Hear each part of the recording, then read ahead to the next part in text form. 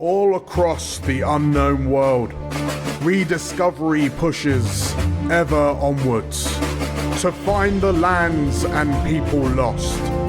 All thanks to our brave explorers. Hi, I'm Nate, and I'm playing Azakar and the Jarni Seraph.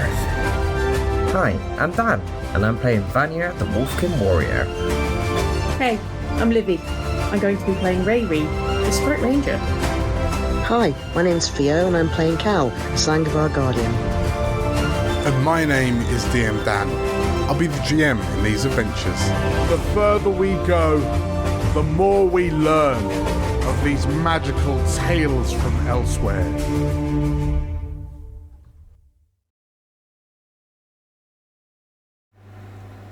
Hello, world. Hi. Welcome back. Well, welcome back. This might be the first episode you've ever seen. Welcome to Explorers of Elsewhere Live, Tales from Elsewhere. Hello, hello, hello. Exciting stuff. Exciting. If you haven't watched the Meet the Character video that came out, or if you just joined in, hi, welcome. That'll be out on a VOD at some point, or just go back and watch it. But I think we've waited long enough for us to jump straight in.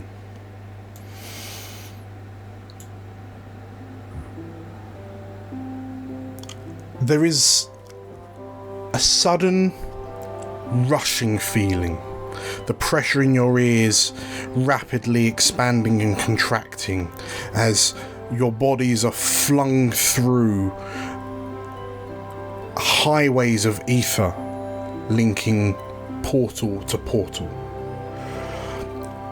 And in the blink of an eye and a catch of the breath, the air that you can smell and taste is suddenly different.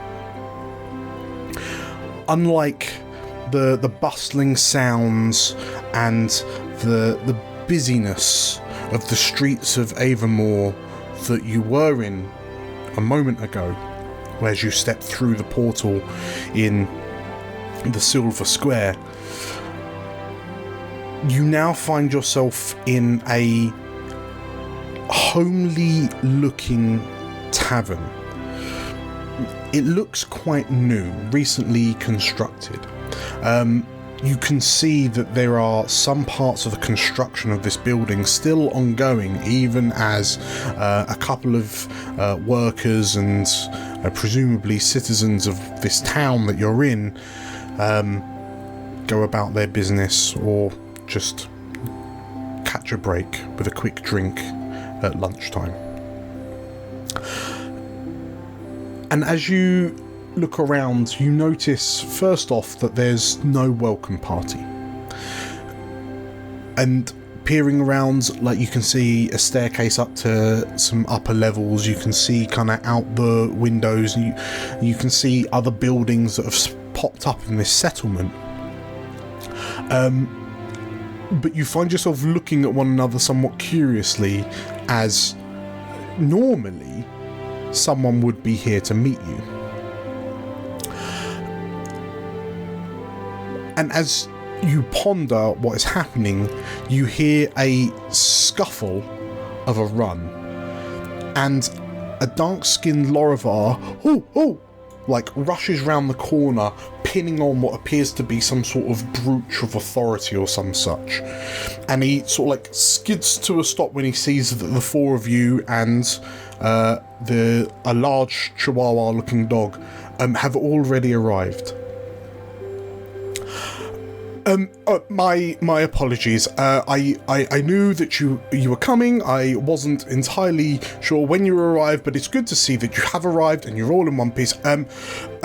Sorry, you've caught me. You caught me in a bit of a tiz, but it's fine. It's fine. Welcome, everyone. Hello. My name is Davin Dram, and welcome everyone to the town of New Prosper. And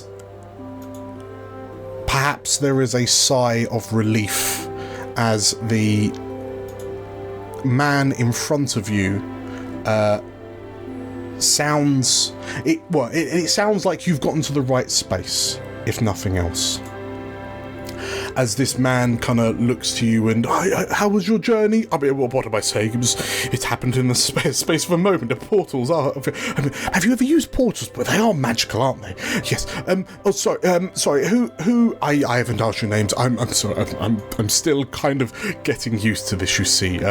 Yes. I am. Don't worry. I am the leader of this place. I am kind of in charge. But who are you? He says. Ray will be the first to just go straight in. Takes his hand, just takes it. Oh, hi, my baby. Nice to meet you. Hello, Ray, he says, and he sort of like bends down to, like he bends at the waist to shake your hand. But as you go to reach for it, he kind of stops as he looks at your pet dog. And is he friendly?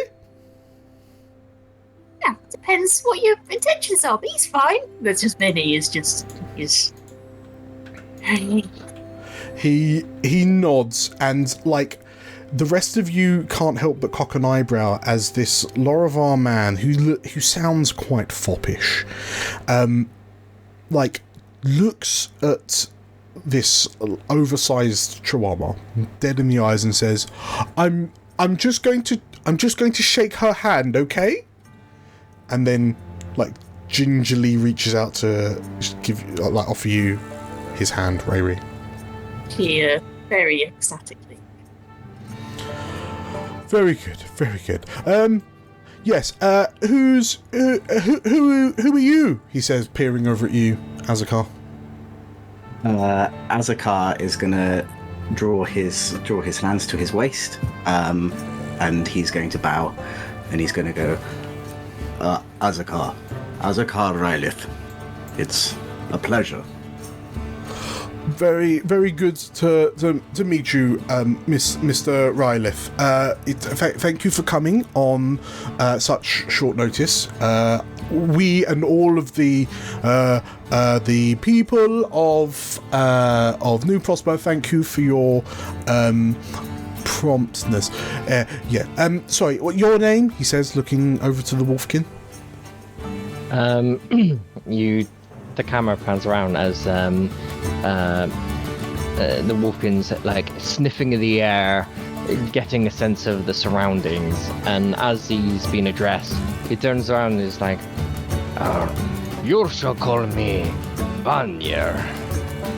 Vanir, very Oh, I do love your accent. You don't sound like anything like the Wolfkin from. Oh no, wait, I shouldn't say. I'm told not to say that. That's very inappropriate for me to say. Welcome to New Prosper. And you, hello, sir. And you are, he says, turning to the Asavar in the room. It's Cal. The Lorivar looks to you like with his mouth open, an expectant face, and then he. Oh, you're done. Okay. Hello, Cal. Pleased to meet you, he says, and he shakes his hand. Yes, as I say, my name is Davendram. I am the. I suppose I'm the mayor. But yes, still kind of getting used to it. There's quite a few people here nowadays, and there didn't used to be back in the early days, but now there's quite a few. Getting used to it. Yes. Getting used to it. Yes, well, yes, you definitely don't give that impression. Thank you. Yes, I've got a good kind of friend who's helping me with kind of looking after. I'm actually not sure. Give me a second. I'll see if I can find him. And as he says that, you see through the little kind of frosted porthole on the door of the tavern, like the silhouette of a head appear at it. And the door opens, and silhouetted in the light somewhat for a moment, a heavy footstep announces the arrival of a relatively old and broad-shouldered Lorivar man.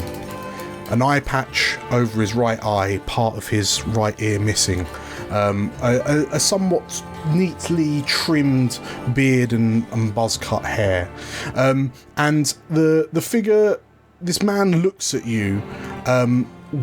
You notice that he's got a firearm holstered in a holster on his back. I see you've arrived. My name is Sheriff Comstock. Welcome to New Prosper. It's good to see that you've arrived on time. And Davin just sort of like has stepped to the side and is just like nodding, in the like pointing at the Lorivar that's just arrived. Yes, you'll have to excuse Davin here. He's still getting used to the job, you see. But, yeah, if you please follow me, I'll give you a quick tour. I'll introduce you to the people you need to know. And, yeah, we'll get you set off on the job that we've asked you here for. How does that sound? Very good. Sounds good. In which case, Davin sort of like gingerly steps to the side, yeah, Comstock like turns on his heel and kind of marches out of the tavern. As you follow, Can I do something quickly Yes. as we leave? Is that okay? yes, Can I turn to Davin as we leave and just go, less words would be a better impression. Don't say anything else and I just follow everyone else. you regard him just long enough to see him sort of like blush slightly and look at the floor quite awkwardly. I will go gruffer, Carl. I will go gruffer. But yeah, as the four of you move out of the inn, you find yourself like you immediately smell, like the smell of the tavern is replaced with the smell of salty sea air. You can hear the sound of sort of like seaward, like birds flapping overhead.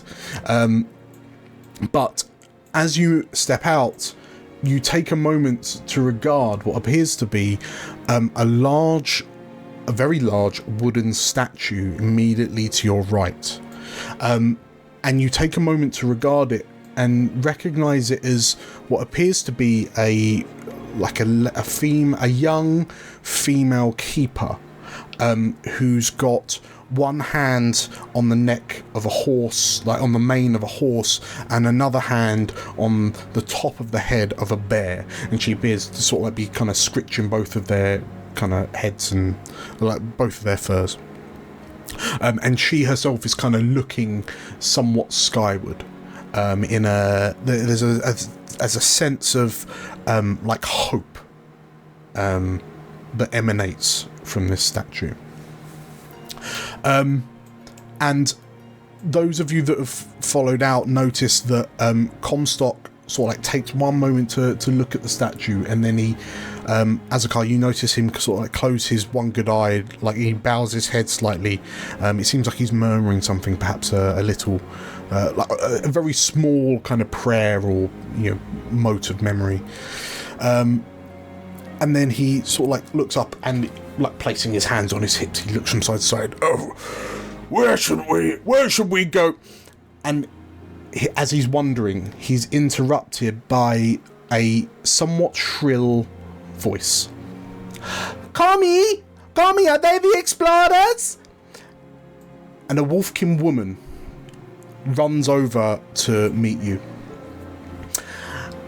Hi, just in case it gets a bit too boring, my name's Frinka. I'm sort of the guide around here. I'm a liaison between here and Ekabosdir, and he doesn't show you any of the fun places, so if you want to go somewhere where you can find some really fun and exciting things to do, then you should come find me. My name's Frinka. Okay, I've got to go now, but I'll see you later. Okay, bye, she says, and then she, as quickly as she arrives, she then scampers back off. And Vanier,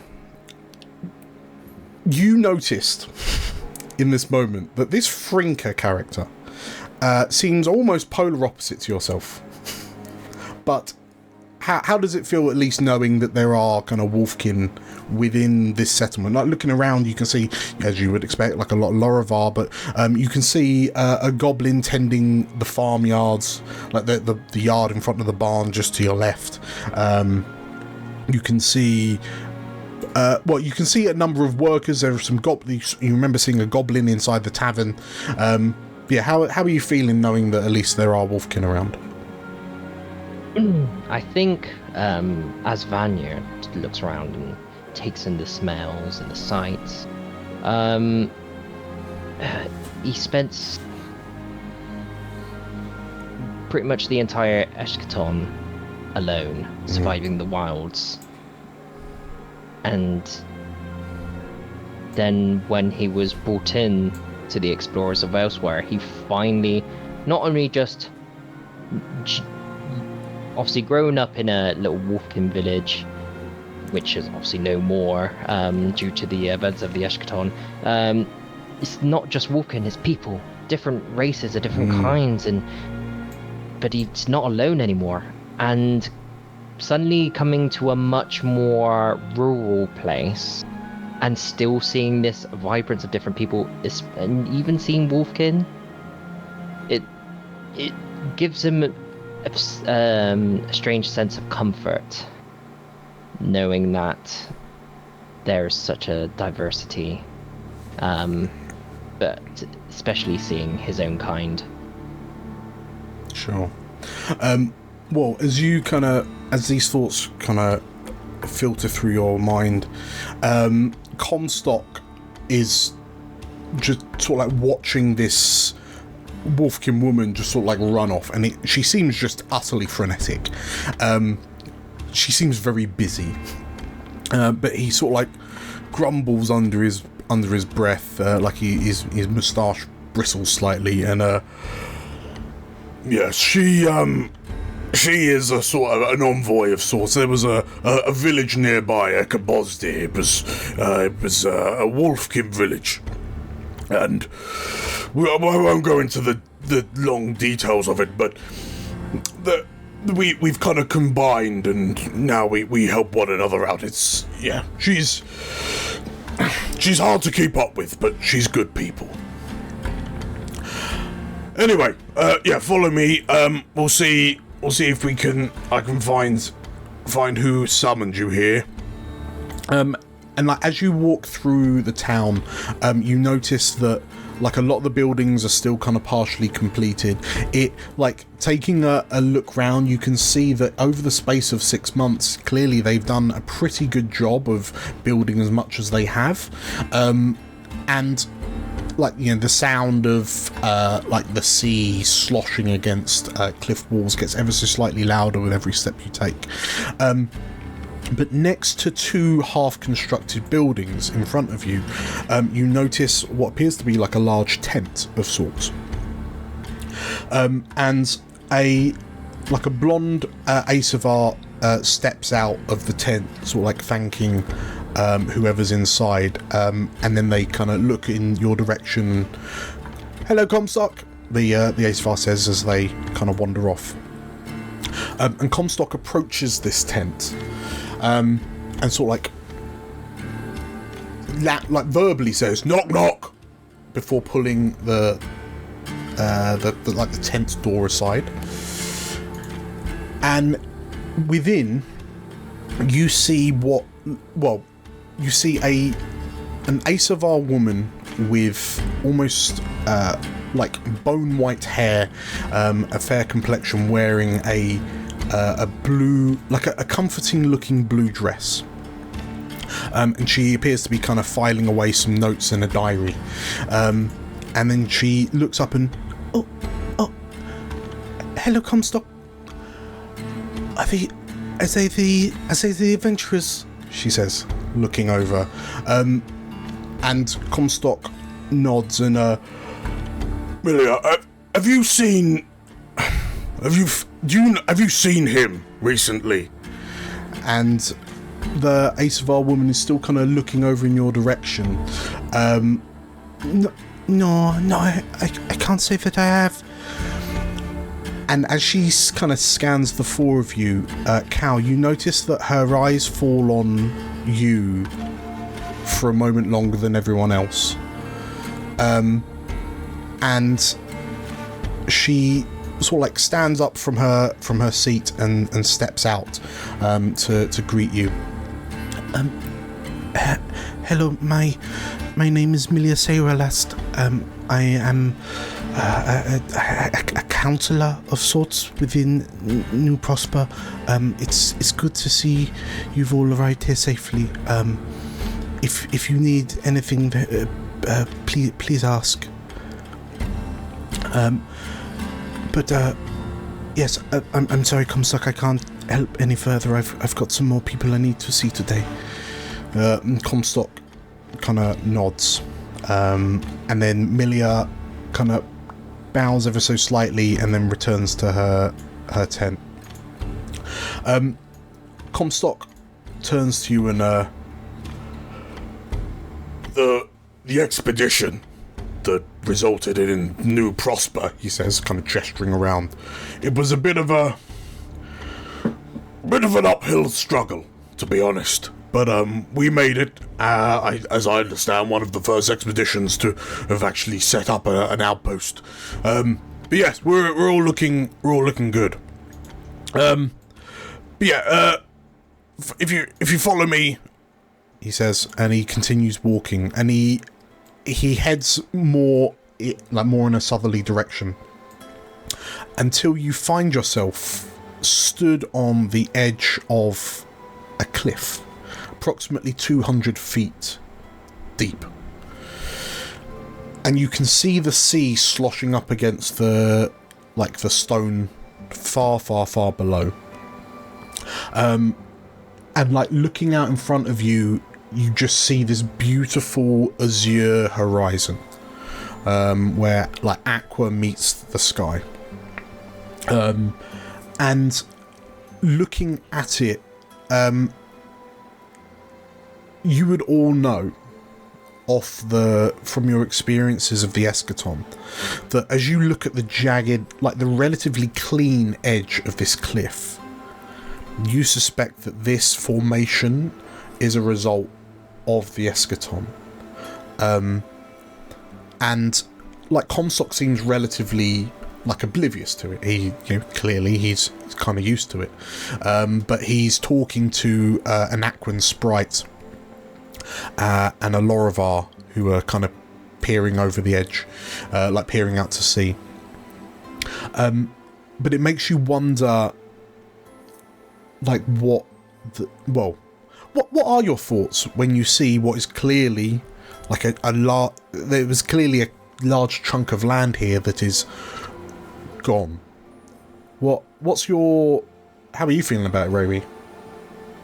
I think Mary's a little awestruck. I think she's relatively new to this exploring game, and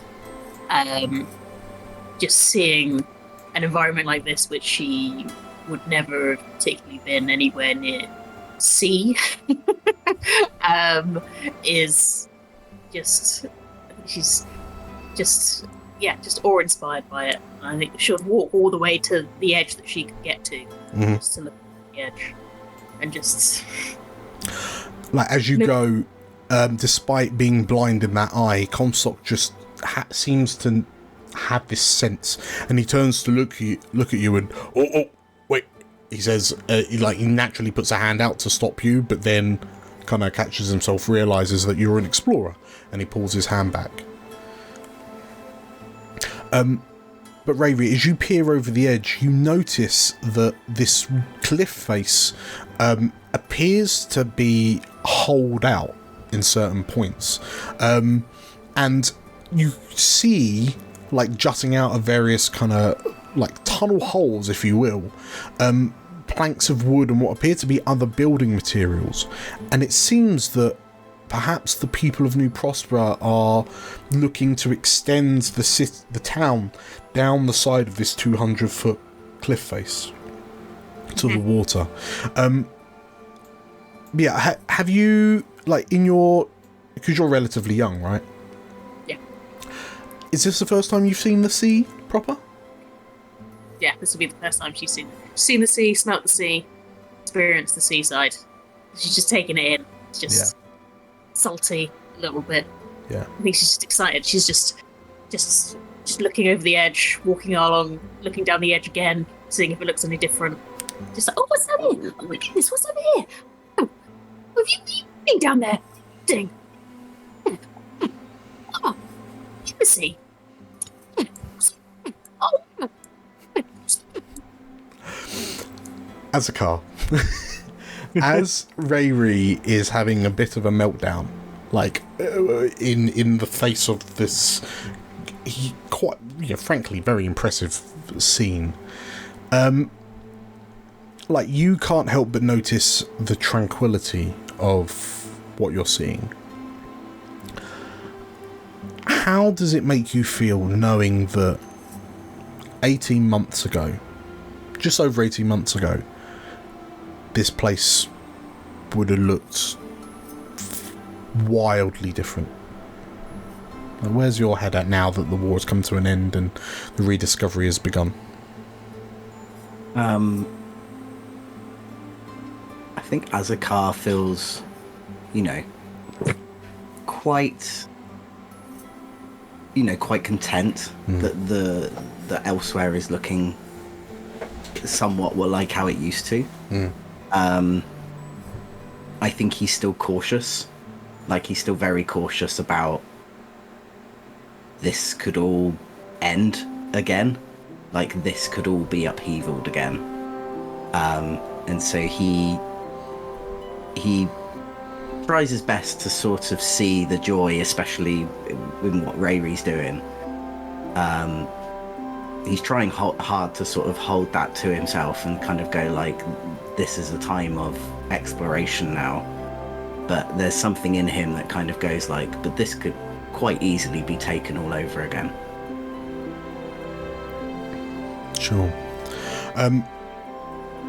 Well, in which case then, as you kind of savour the opportunity to take in what is frankly quite a beautiful sight, you overhear Comstock thanking the two kind of citizens of New Prosper, and sorry to send you all over the town. If you follow me, who we're after is this way. And then Comstock begins heading north back towards the tavern. And as you go, you can see that there's a certain camaraderie between the various citizens as they go about like building the town. It seems like a very active process that they're kind of getting involved with.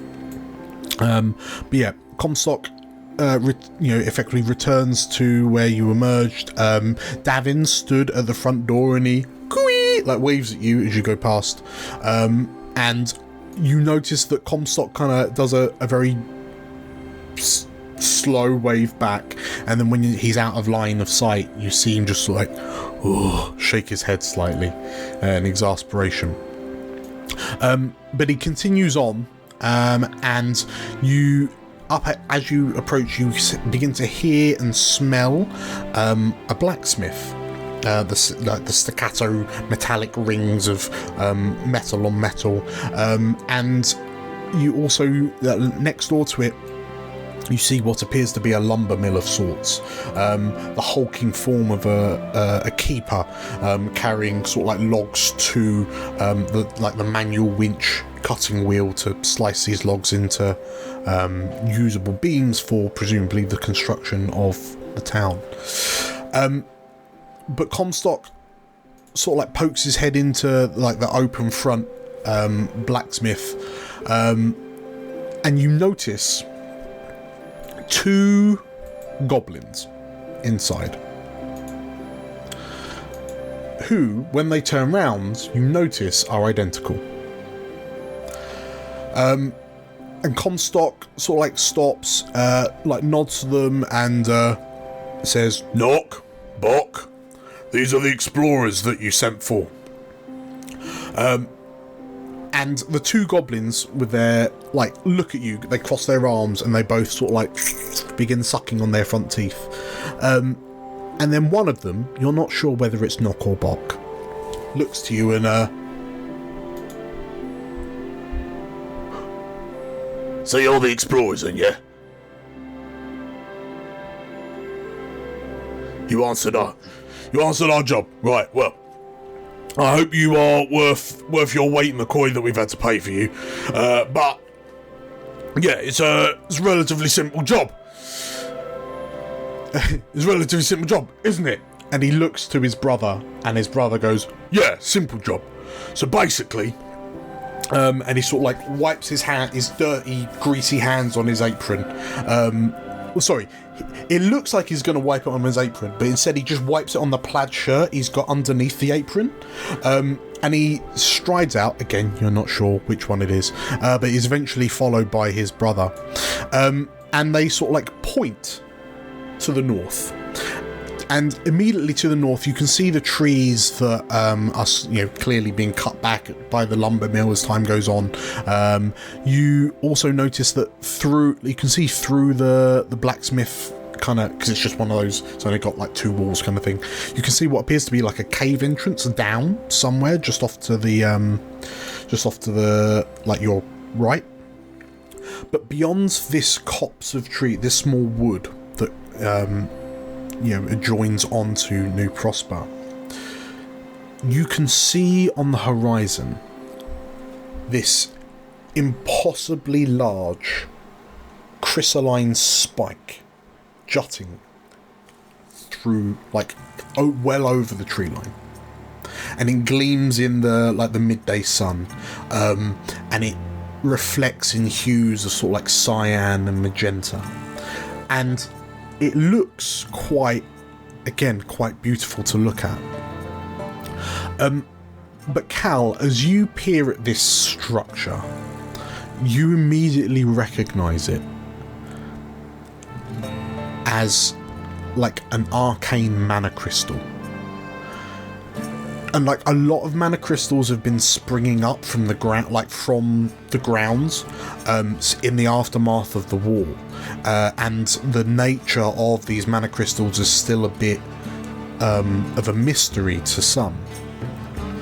But you've never seen something this large. We're talking like hundreds and hundreds and hundreds of feet tall, like dominating the landscape.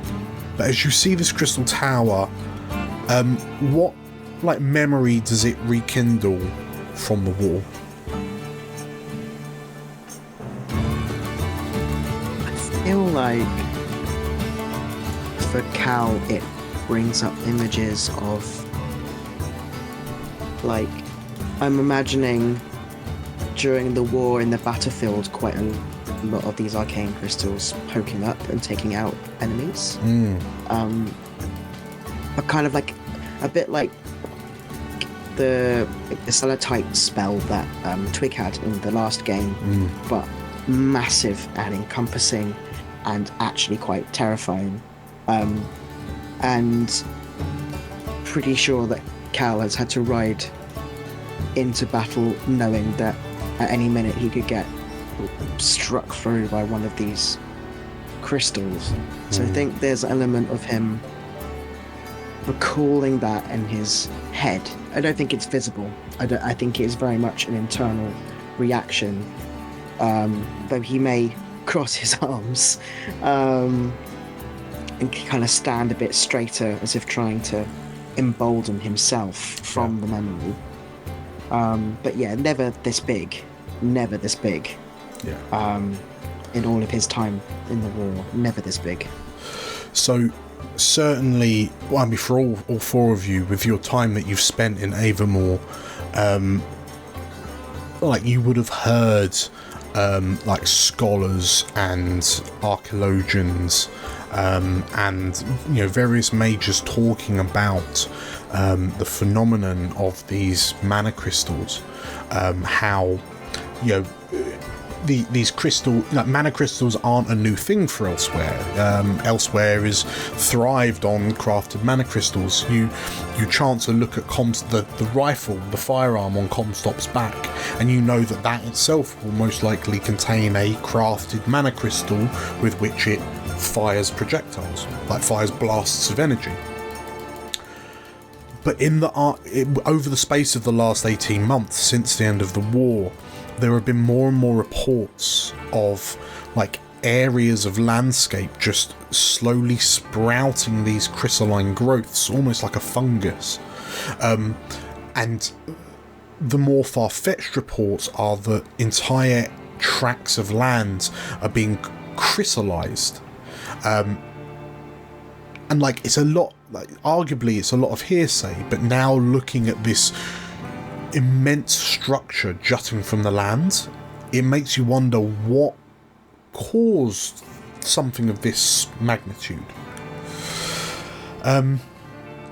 But you also notice that the people of New Prosper, Comstock, these two goblins, Knock and Bock, they just seem also, much like the beautiful view at the cliffside, they seem rather blasé. It seems like it's a bit of a everyday life kind of thing for them. But yeah, one of the goblins sort of like turns back to you, the four of you, and says, yeah, so basically, we've got, ever since that appeared, we've had, like, we sorted it out, don't we? It's not got any, like, monsters in it or anything. And he pauses and he looks at his brother. He hasn't gone. We got rid of the monsters, right? And then I think. Yeah, we got rid of the monsters. Yeah, good, right. So we got rid of the monsters, and now we just send in there's research teams from Avermore, and they're just like going in and having a little scoop around.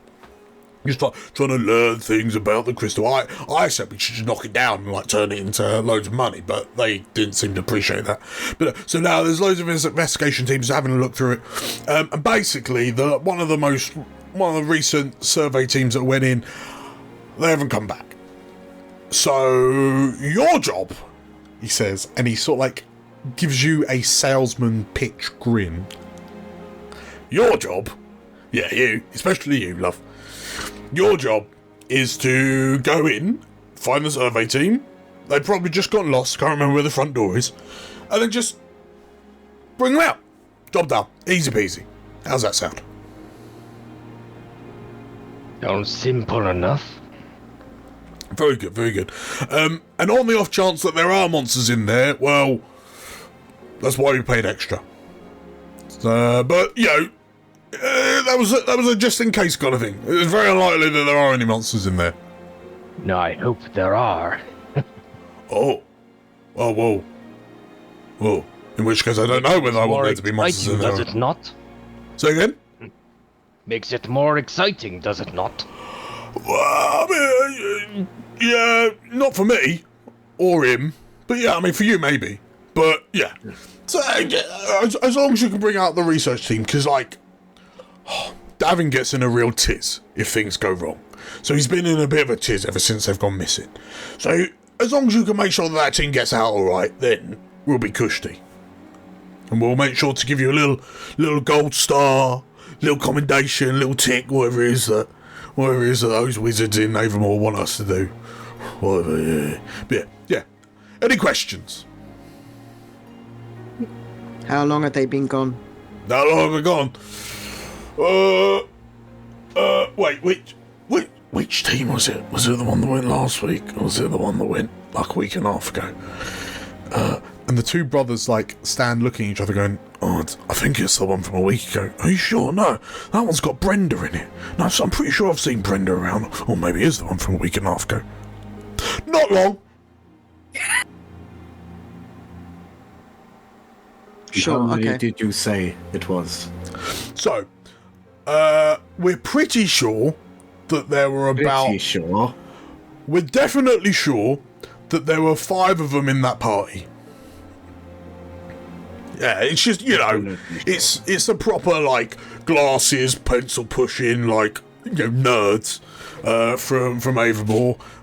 As I say, they've got those street smarts. They probably just got themselves very lost. Typical, you know. But yeah, it's easy. They've got rations. They've got their packed lunches. So looking for glasses, pencils, and people. Yeah. Monsters. Yeah. Well, I mean, if you do find anyone else in there that doesn't look like an abject nerd, then, I don't know. I mean, whether you leave them in there or not, or bring them out as well. I mean, yeah, your choice, I guess. Because we're paying you for the research crew, not for anyone else. But I suppose, yeah, it's up to you. It's up to you. I'm not your boss. I'm not your mum. No, you would be weird if you were my mum. The two goblins just nod in agreement. Yeah. Did you see the monsters? Well, Buddy. well, did we see the monster? I could go one better than that, love. Sorry, we can go one better than that, love. And the two goblins sort of like stand shoulder to shoulder, sort of like cross their arms and like strike a cool man pose. Not only did we see the monsters, but we fought them. Yeah. And it wasn't just a monster. No. It was a dragon. Yeah, me and my brother here, we pow with the crossbows, yeah. Didn't stand a chance. Yeah, Comstock was there. He helped, I suppose. But we were there. Azakar's gonna look at Comstock and raise an eyebrow as, is this true? Comstock has gone a shade of red. And like, he is biting on his bottom lip. His one good eye is scrunched tight, and it's clear that he wants to say something, but he's letting the goblins have their time. You can't help but get the feeling from looking at his expression that perhaps these goblins were there, and perhaps they did help fight a dragon, but perhaps they didn't do as much as they're making out they did. But yeah, Rayri, the two goblins, are sort of like spinning you this tale about how the two of them like delved into the dark depths. Oh yeah, there was a really big corridor, and it had like other corridors, and there were portals, and then there was a dragon, and then we got. And then there was this weird lady. He looked a bit like Millie. I didn't really understand that plot point, but yeah, there was a lot going on. But bottom line, shot him with a crossbow. End of the problem, you know. So amazing. I know. We are amazing. This guy didn't even help with a piece of him. What's going on? As you point at Comstock and suggest that he didn't really have anything to do to help in this, Comstock lets out this like vocal grunt that sounds like he's just developed a hernia, and he That's enough of that, Knockenbach. Thank you for briefing us on what needs to be done. I believe you have work to do, he says, like jabbing a finger back towards the blacksmith. And Knockenbach's sort of like, oh, fine, whatever, yes. Spoil all our fun, why don't you? Killjoy. And the two of them slope back into the blacksmith. And the old Lorivar man turns back to you and... Right, well, that basically summarises why you're here then. You're here to find a research crew. Should be easy. No dragons. No, we, he says very pointedly, we dealt with the dragon. Don't worry. And yeah, if there's if there is anything, feel free to ask. I suppose, given that how long they've been gone, it would be good if you could be somewhat quick with your investigations. We don't want to leave the survey crew languishing any longer than they need to. But I think that's about it, he says. At which point, just as quickly as she left previously, the Wolfkin woman, Frinka, you believe her name is, zooms back in from, a different direction, behind you, Cal. And she, Comstock, come me, she says, waving her hand. And, Azakar, Vanya, you notice that, Comstock's hands, begins twitching ever so slightly, just as he's, bombarded with all of these other people. I forgot to say, before they go, he's down on the beach. He wants to have a quick word with them before they go up to the tower. Is that okay? Good. Okay, that's okay. Okay, I'll see you later, Tommy. Bye, she says, and then she, dashes back off. You hear her shout, "You're doing a good job!" And she runs off. And yeah, Comstock just looks to you and the beach, the shoreline. If you go through that cave entrance just behind us, the tunnel will lead you down to the shore. I'll be here when you're ready. I'll be here, and then I'll point you in the right direction. And he, having seemingly lost all hope in his heart, Comstock just, you see his shoulders sag. He's a tired man, and he just begins walking back into the tavern, giving you free leave to head down to the beach. Can Cal turn to Ray? Ray.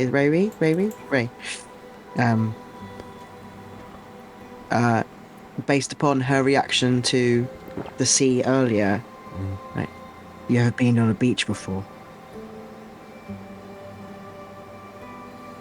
You want to get in my van?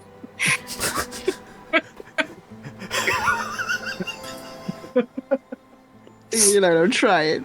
Okay. No, I've heard about them. They're where the land meets the sea.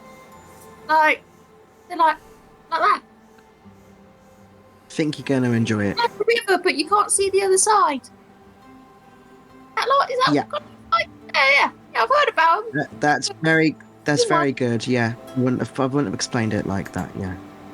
That's why it's called sand. This is where the sea meets the land. Sand. This is what I've heard too. Wait, what? What? How am I as old as I am and I've never thought about that? Oh my god! Ah! Okay. We've already broke the DM. Yeah. The DM is broken. Vanya, how are you feeling about this whole thing? How are you feeling about this place, the people in it, the people we've spoken to? What's going through Vanya's head right now? Yeah, Vanya is pumped. He's ready. I think the fact that I think before coming here, we were in this city. Even though he's gotten to get to know, being in the same vicinity as some of the others here, you might have heard people's names being thrown about, hearing stories and all sorts, but actually getting back out into the wilderness, into the actual realm, he's just excited. The smells of the fresh air coming in, the stark change in geography doesn't really throw him, because he's where he survived through the Eschaton by himself. It was very much every time he had to keep moving, because the land was just being ripped apart, and one minute he takes a step forward and the land that he just left behind has just disappeared, or he's been thrown because like some creature's just smashed into the ground in the midst of a fight and he was just probably in the middle of trying to catch a fish or something. It's very much like a series of unfortunate events for him that he's just been like surviving through all this time. So seeing this stark contrast and seeing the sea, it doesn't really throw him, but it's not necessarily he's really been very close to the sea. He's seen it from a distance, but not being close. So he's taken in those sweet, salty smells of the ocean, and it's. I mean, you definitely would have seen the commoners who were dragging up a net's worth of freshly caught fish, and yeah, I suppose given you are the professional culinarian that you are, you can't help but wonder what that's going to taste like. I'm going to take a few of those before we go. In which case, as your mind dwells on the concept of sort of like that very kind of succulent fish that you suspect is probably going to get cooked up for in the tavern later, the four of you begin to head down through the cave passage, down towards the seafront, and you notice as you're going down this passage that like the tunnel itself seems to bridge, and it's clear that these tunnels then run through the bedrock underneath New Prosper, and you suspect that those tunnels will then lead to the cliff's edge, which is Rayri, where you saw those kind of building supplies. But yeah, as you head down and you hear the sound of the sea sloshing against the coast, the four of you discover on the beach another kind of elderly looking ish, probably similar age to you, Cal, maybe a bit older, but a Laravar man with a white moustache that curls, and he's got this like hunter's hat on, fur coat. He's also got a rifle, like a firearm rifle, but unlike Comstock, this man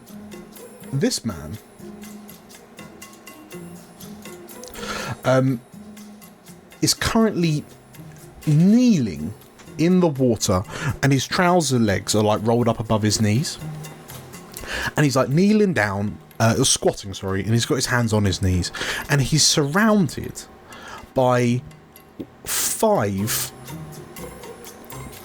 creatures, like aquatic creatures of some sort. And I'll leave it up to you to decide whether or not you've ever seen them before, but they have certain like amphibious frog-like qualities. They stand on 2 legs, but they're all kind of hunched. It's clear that they can't look forward because their bulging, boggly eyes are on the sides of their heads looking out, but you notice that the eyes seem to be moving around independently. And they're sort of like surrounding this Laravar man, who's like handing them bits of meat. And you see like one of them's got a leg of something, and it's just slobbering and like nomming on it. And like as you approach, 5 of the 10 eyes on these creatures. So actually, I'll pause. Realistically, who's ever seen a creature like this?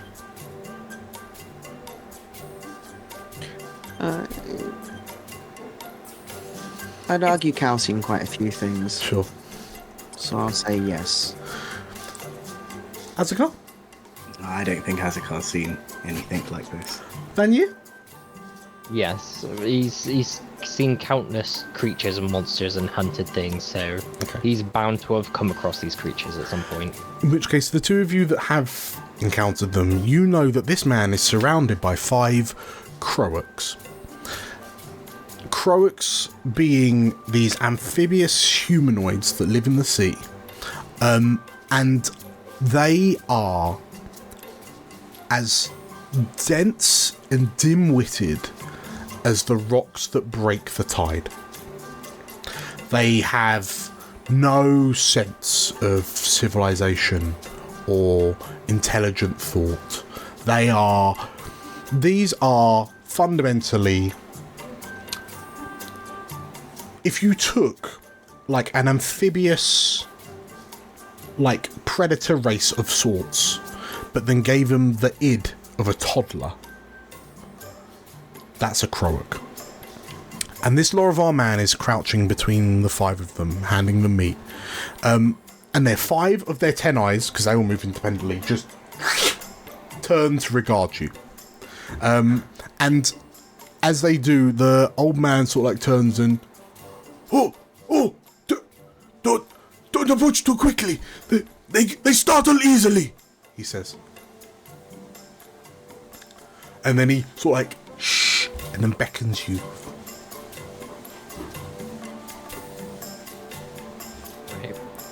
Approach subtly. Okay. And as you approach, the Laravar man, who's still sort of like squatting amongst these Croaks, like looks up at you, and now, do any of you speak Croak? No. Cal and Vanier, you've encountered them, you would know this is a trick question, because Croaks don't speak Croak. They have no language. They do not entertain enough intelligence to have a language. But this Laravar man looks at you quite earnestly, like eyebrows raised. Do any of you speak Croak? No, but I can try. Okay, you try with this one.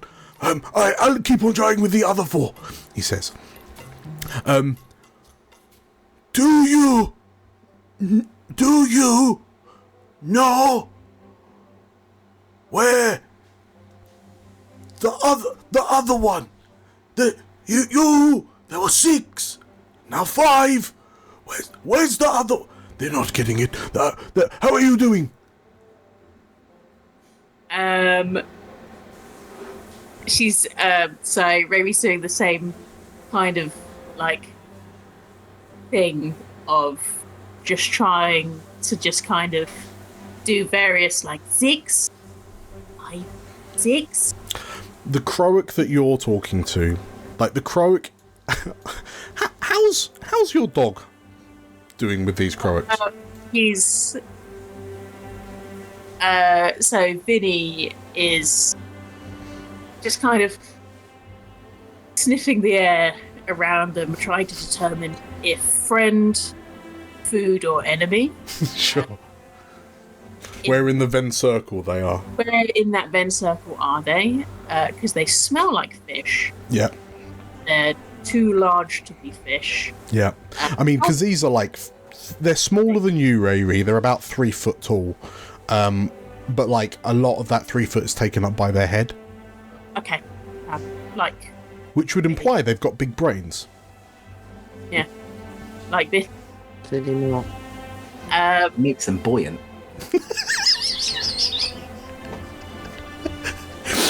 So Vinny's just kind of going in, sniffing them, and then doing that thing where dogs just come back. And then, going in, sniffing them, going back. Just like not sure. Sure. If Well, as Vinny's going back, like going forward and reversing, like one of its eyes is just following Vinny going backwards and forwards, when the other eye's like focus on you, so it's kind of looking slightly off angle, so it can kind of see you both. But like as you try to talk to it, this creature's just looking at you and like intimately going.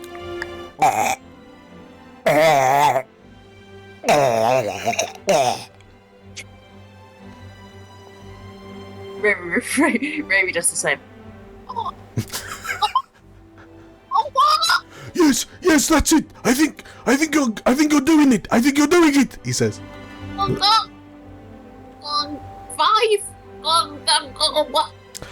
6. And this Croak like looks at you, and like the Croak itself has got like he's got a club made of what appears to be some sort of like flotsam wood. It's got some barnacle on the end. It's got this very rudimentary like seaweed loincloth of sorts. And it just looks at you, and it's like as you gargle at it, it gargles back to you. And then in this moment of like perhaps you are making contact, you just see this like stain appear in the water around its midriff as the water washes in and then washes whatever excrement just came out of this creature back out to sea. And like the Croak looking at you grins ever so slightly. Oh no, I think I wouldn't stand in the water anymore. The fish pool is bad enough, but no, I've learned my lesson before, he says, and the Laravel like splishes out of the water back onto the sand. The Croaks just kind of stand in the water that's been sullied and just happily chew on the meats that this Laravel man has given them. He then... Oh, my apologies, I thought I was getting through to the Croaks, but... No. I've been trying for months. I'm pretty sure I'm almost there. Anyway, my name is Victor Kazbrazek. It's very good to meet you. I'm the deputy of New Prosper. I assume you've met the others. Yes, we did. Oh, We did. very good. Well, I when I heard that you were coming to investigate the research party, I wanted to make sure that I caught you on the way because I think there is something of express importance that you need to know before you go. Well, what is it? Well, you see, there were 6 Croaks, but now there are only 5. So, if you happen to see a Croak that looks a bit like them, they're all siblings, I think. But if you see one that looks a bit like them, then, well, I would say tell them to go home, but I don't know if they'd understand you. You might just have to bring back the Croak. Are the Croaks vital to this community then? Yes. This is a very fragile ecosystem. It is of the paramount importance that you make sure if you find this Croak, if you don't find the Croak, I might find the Croak. But if you find the Croak, make sure to bring the Croak back. Vanya will take a good sniff in the air to get familiar with the Croak scent for memory. I see what you're doing. A fellow hunter. I see. Just bear in mind you might have to filter out the poo smell.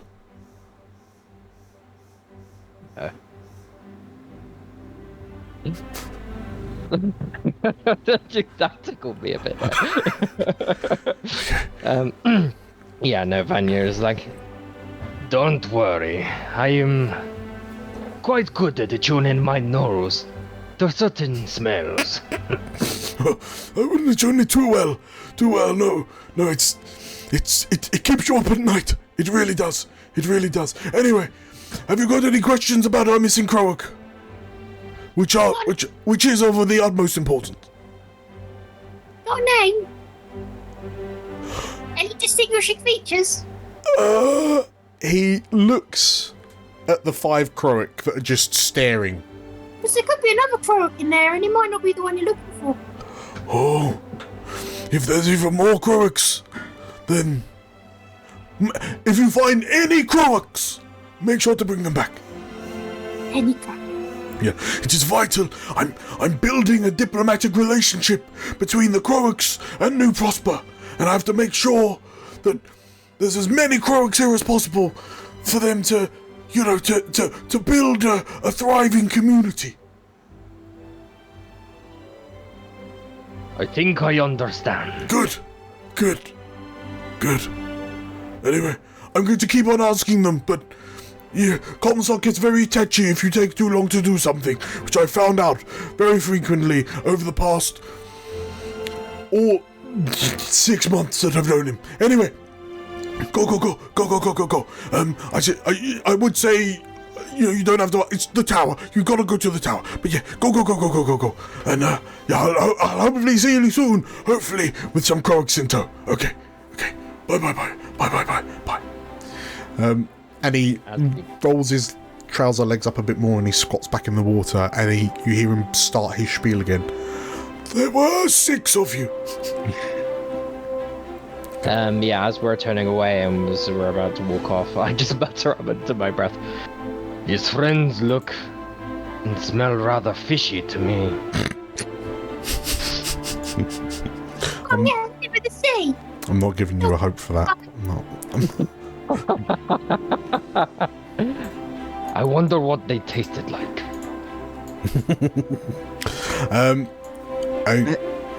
Cal definitely says something like, "That man sounds like a moron, but fine.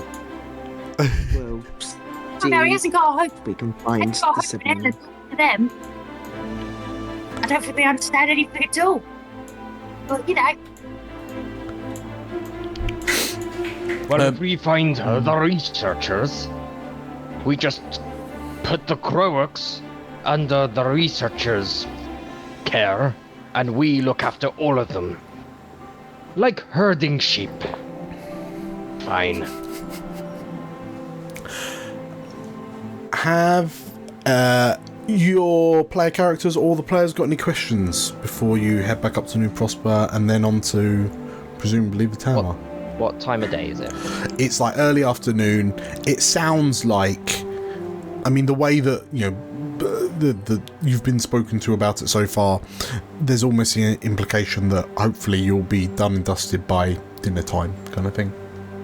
Okay. So is it within a close enough walking distance then to this tower that you could do it within the day? It would seem so, yeah. I mean, the tower, like jutting out from the trees, looks. Well, it's difficult to say because it's so big. Like it, ground size, it would take up like a couple of acres of space. I think that's a pretty big space. Yeah, but then it's also, let's say, like hundreds, like almost. Again, it's hard to say because of the perspective, because you don't know the size of the actual thing.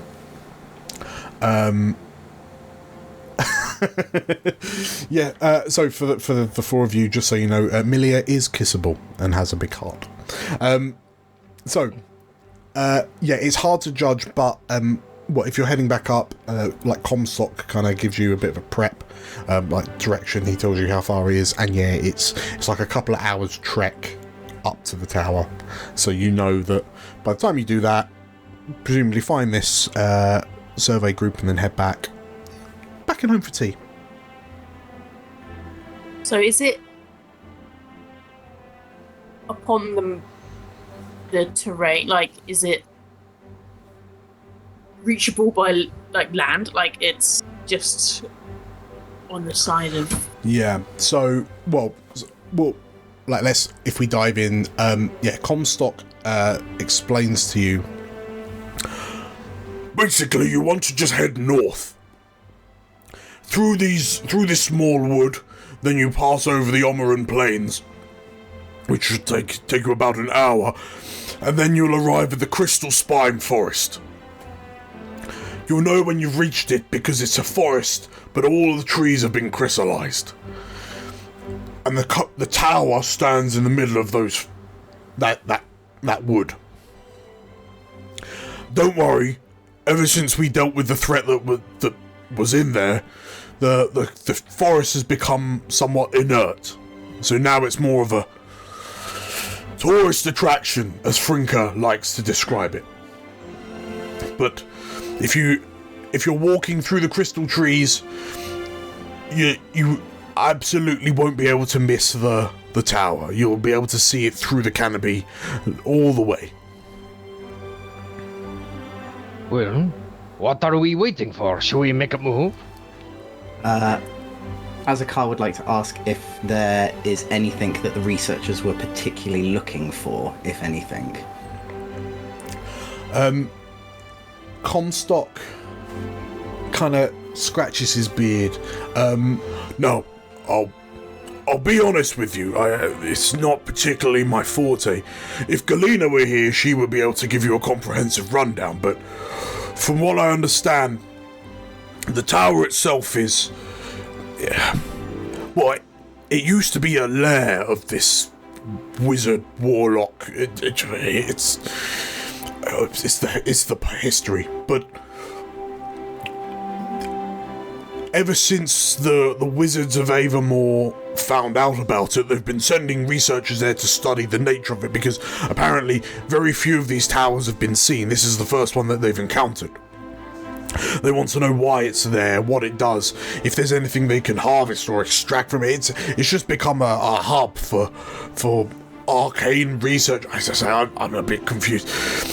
If I can't hit it with a sword, then it's, is it even worth knowing about? That sort of thing. But no, it's they're just doing wizard notes, as far as I know.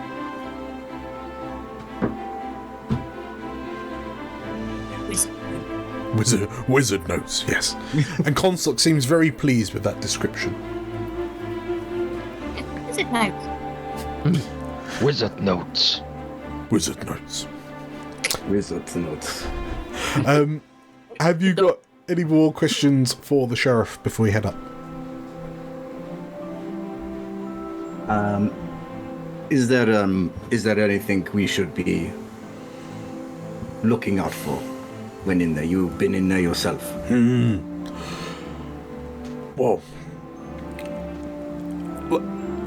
perhaps one of the things that Knockenbock did get right is that the place does seem quite sterile now. There haven't been any reports of any of the other survey teams getting attacked or this is the first team that's gotten lost for some considerable time. They've probably been gone for about a week and a half, but that's not particularly unusual. Sometimes these research teams will take enough provisions to last for a good week or two in there before they come out, just so they can, I assume, do wizard notes. But we're a bit concerned for this lot. They were supposed to be due back and they're not. But the inside of that tower, it doesn't particularly make sense. So it might be that they've just gotten lost. And it's difficult to explain until you've been there, but that's easier said than done. Well, So you it's as haven't got a easy map to or do anything? as it is to say. No. One of the things that we've discovered from some of the survey teams is that every time they went in to explore, and they were mapping out the interior, every single buggering one of them came out with a different map. So it's almost as if the tower itself is changing its layout. But don't worry, there's a front door of sorts. But it's marked out. You'll see it. You'll know where it is. But yeah, it leads you to the same place. So, given that research team is in there, there's just a case of going in and finding them. Well, don't worry, everyone. If we get lost, I'll punch our way out. That's the spirit, he says. I don't doubt it. Comstock, kind of recognizing a man of veteran experience such as himself, sort of like grins at you, Cal, and then gives you a firm slap on the shoulder, and a good squeeze of the shoulder. And yeah, unless there's anything else, he bids you farewell, so you can head off in the morning in the day's light. Can I take a fish? Sure, he says. You may add 1 fish to your inventory. It's carrying fish.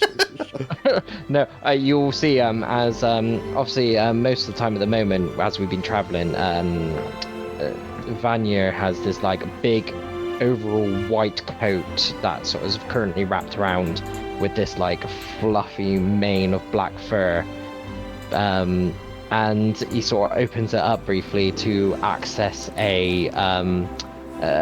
some like this strange satchel that when he opens seems to let off a slight cool breeze as he shoves the fish in the satchel and just closes it. It'd be You good have for a very Liv, for when we need it. Cheeky. That's very cool. As it opens, Vinny just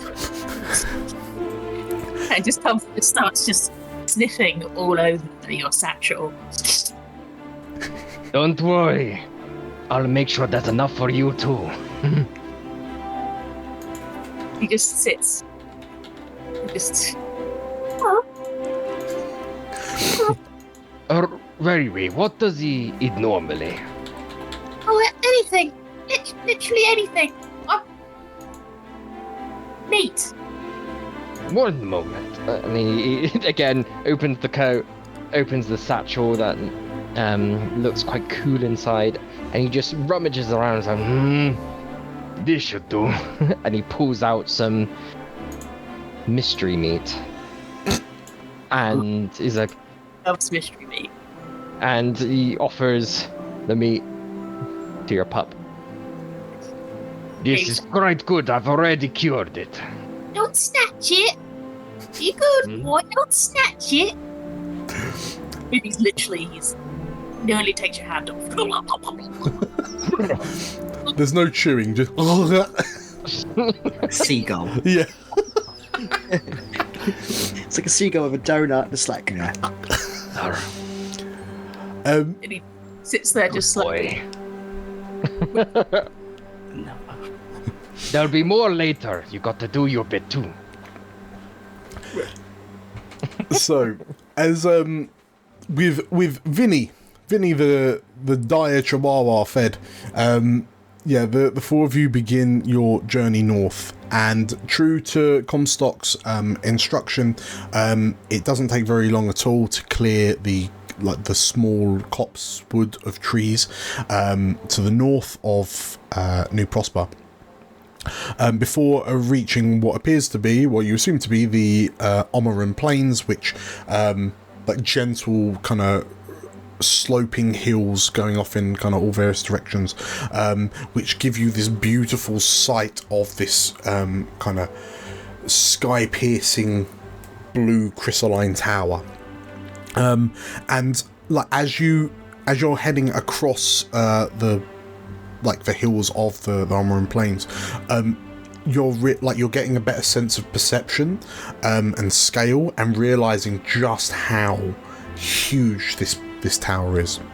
But you can also see that kind of nestled around its base, like in its shadow, is this this.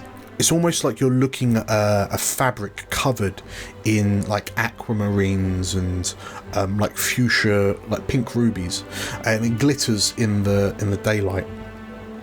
And as you get closer, you realise that glittering is in fact trees that appear to be root to tip made of this kind of blue pinkish crystal. And as you kind of reach the edge of the forest and then kind of head back carry on in, you find yourself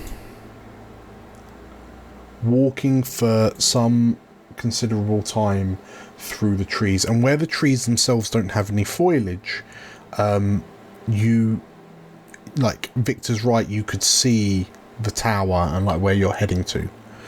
And like there's almost like a clear walkway. As you're following it along, you notice that there's a ruined tower off to your left.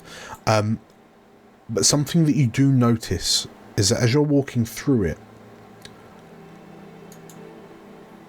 you can't hear any wildlife.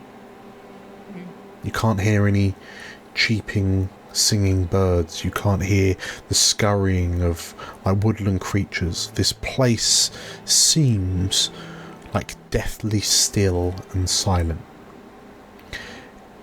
A tranquility almost, but there's something ever so slightly unnerving about it all. It doesn't seem natural, despite what you're seeing, apart from this ruined tower, being, presumably, quite naturally formed. How have any of you encountered, like, crystallized strips of landscape since the war? So places where these untamed mana crystals, arcane as you know them, where they've just kind of like spread and propagated through an area. Or is this your collective first times of being in somewhere like this? I think it will be first time seeing it on this scale. Maybe seeing small, like little, maybe like a slight creep of crystal into the wilderness, I guess, but not scale. And I think with what Riri has seen in the past of what happened to the forest or the area that she grew up in, she finds it quite... It's the first time that you can see on her face that she's not smiling. She doesn't enjoy the feeling of there being no wildlife, everything's still and almost dead and unnatural, I guess. How about Cal? Is this your first time? I think it is. I think in a similar vein to he's seen crystallized plant life for maybe even like one big tree, but like not to this scale. Yeah. I think he's been an explorer a little bit longer than the rest of the group for obvious reasons, but I still don't think there's a sense that he's explored much different from the rest of the group in that way. And I think it still kind of takes him aback how new the landscape can be after so long. Yeah. Knowing the landscape before. And I think that's a lot to process.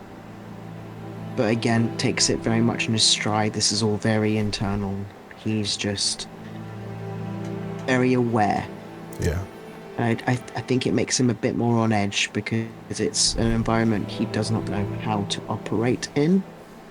Like, how do you operate around crystallized trees? Are they safe? Are they magical? Will something happen if they go near them? Like, there are questions he can't answer. He can answer what happens if you go near a normal tree, and what that function will be. So I think realistically he's just like, let's keep as far away from them as possible. Let's keep close as a group. Sure. And only approach them when necessary if we need to for the path. Sure. I mean, as you regard your kind of broken, fragmented reflections in the crystalline trunks of these trees, like Azakar, you being an adherent, such a devout adherent to Aya and her divinity, you find yourself in, I mean, this must be thousands upon thousands upon thousands of like square foot of the effects of arcane corruption on a natural place of beauty, you would assume. How does this sit with you, seeing everything around you? I feel like Azakar would have had some sort of like training or initiation before joining the Explorers, and would have been shown this. He would have been shown some sort of like crystallization like this before, but like the others, like on a very minute scale, and really sort of ploughed into him like, you know, this is the destruction that arcane magic has done to our world. So yeah, I think seeing it at such a magnitude would make him quite angry. Sure. And lastly, Vanya, how is this making you feel? Like, I'm imagining being someone that eats what he hunts, being in a place where there's no, like, you feel like you're the only living things here. How does that feel? The fact that he can't smell or hear with his heightened senses or see anything around his vicinity, it definitely puts him on edge. Considering his chaotic experience, he's seen things get flash frozen in ice. He's seen probably crystals sprouting from like clashes of battle or something erupting out the ground that he just doesn't understand. But again, he doesn't understand magic, so he's just seeing lots of different kinds of shiny rock. And it's very much of, well, if there's no food around, I wonder if you shaved some of this ice off, if you could break it down, would it make a similar substance as salt? Depends if you know something. Magic salt. Magic. You just grind it. Would it be tasty? I would recommend, my friend, not to touch this. Is it magic? It is indeed. I will heed your word then. I will not mess with it. As Cal, as you kind of like overhearing the conversation between the Majani, who you've known from a previous life, and the young kind of Wolfkin warrior behind you, you hear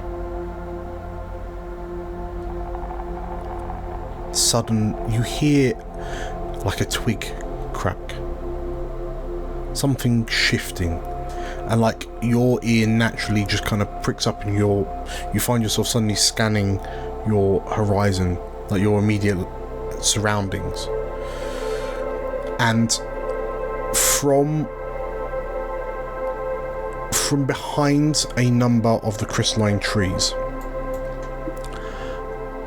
3 figures emerge out to kind of block your way. And as they step out, you recognize that these 3 figures are all keepers.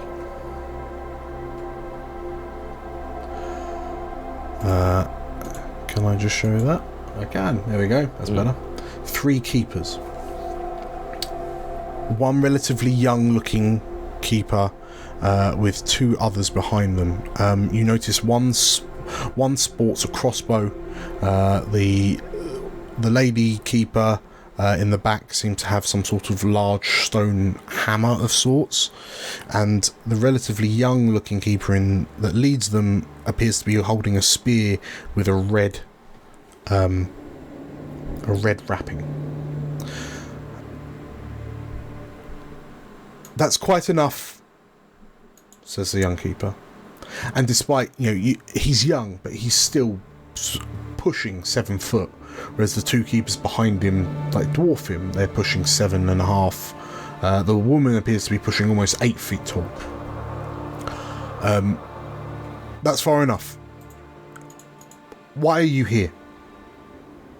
The young keeper says. We don't have any business with you. We are going to the tower. I think Cal's Cal's hand is on his scabbard with his blade. Like, he was already ready to pull out his sword. He's not like actively attacking, Yeah. but he looks ready. So he's like, we have no quarrel with you. We are going to the tower. That is all we are doing.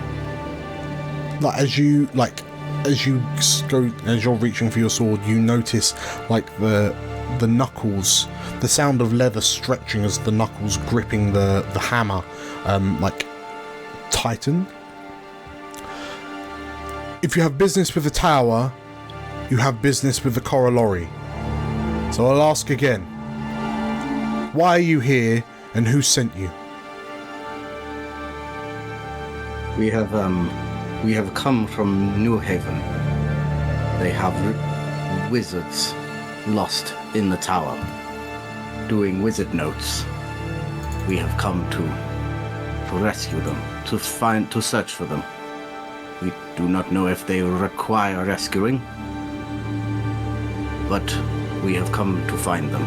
We mean no harm. The young keeper looks left and right to the other two, and in this moment you truly notice that they all seem to be wearing matching shawls diagonally across their chests with this rich green, rich yellow zigzag pattern. And the young keeper looks to you, and the last time explorers went into this tower, terrible things have happened. I don't think I can let you proceed, he says. And as he plants this staff,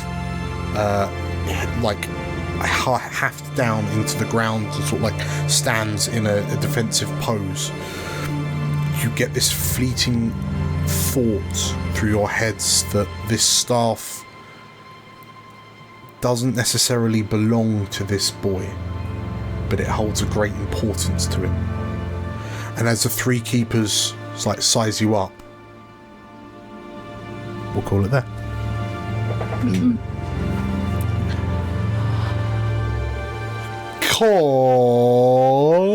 Congratulations, everybody! Have I got a happy? Have I got? Sure. Let's do this one. Happy music. No, wait. Happy music. There we go. That's happy enough. Congratulations, everyone, on completing part 1 of Tales from Elsewhere, Story 1. Yay! Yay. You have made it, and yes, this tale will be taking place in the setting of Campaign 1. We have returned to New Prosper, and I'm excited to see, well, I mean, I say I'm excited to see, I've planned it, but I'm excited to see you see what I've got in store for you. But yeah. You apologised, I called it New Haven for some reason. You did call it New Haven, which is just outside of Portsmouth. Isn't it? Yeah. Just outside of Brighton, yeah. So, yes, I'm loving what you've brought with the characters. I'm truly appreciative of the whistle-stop tour of loads of the player characters and NPCs from Campaign 1. You took the vast majority of them in your stride. So, yeah, I'm very, very thankful. Thank you to everyone in chat. If you liked what we're doing, make sure to hit the like button and comment down below on which of the Campaign 1 player characters you think would have been most useful to have tagged along in this little reconnaissance journey, this rescue mission. Dan, I've got a quick question. Yes. These are some wonderful maps. Who makes them? These are some wonderful maps, and I forgot to turn on the icon until quite near the end. But the maps that we've been playing, so tell you what, let's go. Bam! Let's go back here. I've got it on the screen now. But this is a beautifully made Birdie Maps map. And bam! Let's go back to New Prosper. This is also a Birdie Maps map with loads of extra things that it's loading. Loads of extra things that I've stuck on it. But yeah, Birdie Maps does some incredible stuff. Double music.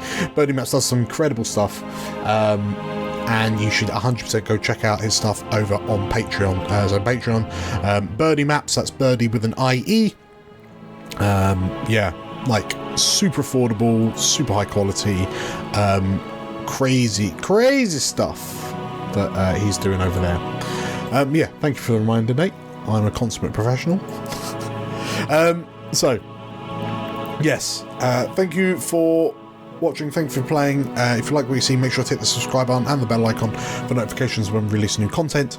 We've now got this going, so this is going to be going live every fortnight, and then the VOD's going to be getting released like every week in each half. We've also got campaign 2 still running through, Elysia Rising, which Nate is also in, where he's playing a ever so slightly different character.